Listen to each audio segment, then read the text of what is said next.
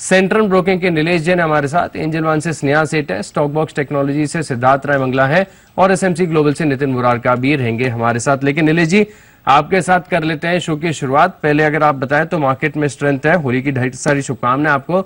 बताइए क्या करें फिलहाल मार्केट में। Very good afternoon you Ashish ji. सबसे पहले होली की ढेरों शुभकामनाएं एडवांस में सभी दर्शकों को, एंटायर जी बिजनेस की टीम को। देखिए, खरीदारी आज एक शानदार रिकवरी हमें देखने को मिली है निचले स्तरों से, तो फोकस अभी भी लॉन्ग साइड में है।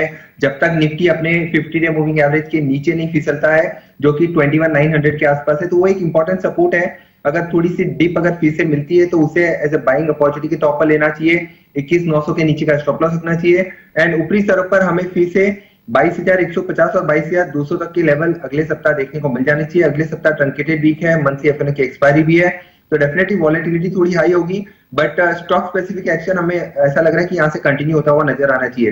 बैंक निफ्टी पे भी सिमिलर व्यू है, आउटलुक पॉजिटिव है। 46,300 के आसपास का स्पॉट में स्टॉप लॉस रखना होगा।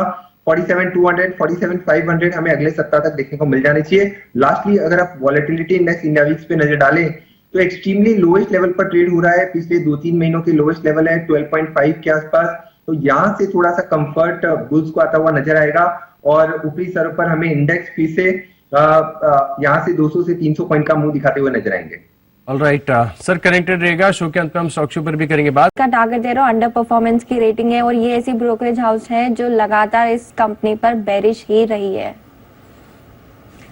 ऑलराइट, काफी शानदार तर्क यहाँ पर दोनों तरफ के देखने को मिले। शुक्रिया हमें विस्तार से पेटीएम के ऊपर पूरी अपडेट देने के लिए। चलिए बढ़ते हैं शो में आगे और अब नीलेश जी कनेक्टेड है। सर बताइए अपने स्टॉक स्पेसिफिक ट्रेडिंग आइडियाज। बिल्कुल आशीष जी, देखिए खरीदारी पे ही फोकस है और सबसे पहले खरीदने की सलाह होगी मैक्डोवेल यूनाइटेड स्पिरिट इस पर्टिकुलर काउंटर में। यहाँ पे अगर हम देखें तो एक पुल बैक हमें निचले स्तरों से देखने को मिला है और मैक्डोवेल यहाँ से जो रिवर्सल दिखा रहा है, ऐसा लग रहा है कि ऊपरी स्तरों पर 1150 और 1170 की ओर जाता हुआ नजर है। 1112 रुपए का यहाँ पे स्टॉप लॉस रखना होगा एंड 1130 के आसपास करंट मार्केट प्राइस है, लॉन्ग करके चले। 1150 और 1170 के दो टारगेट्स होंगे।